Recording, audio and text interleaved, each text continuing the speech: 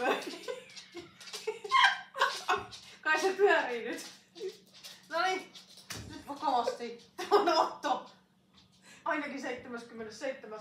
Ja mä olen nyt, kun mä olen vähän tämmönen etupainoinen, niin mä olen valmiiksi kaatumassa.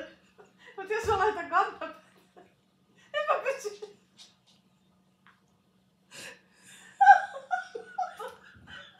Pistä tulee, mut jo. Painopiste nyt. Painopiste on siis vituralla valmiiksi. Mut ei siitä mitään tule. Eli todistettu on, painopisteen pitää olla keskellä, jos ei pääse. Ei auta mitään! Kaatuminen tulee. Tämäkään! Ja jos laittaa kädet eteen, niin se vaan lisää ton etukertoimen koko. Eli ei onnistu. Sama video nyt. Kylki.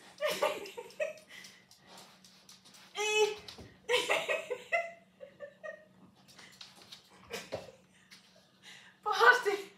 Pahasti vinoutunutta meininkiä. Ei onnistu, tämä ei. Painopiste tärkeä on ja erityisesti liikunnassa, varsinkin se liikunta ylipäätään aika tärkeä.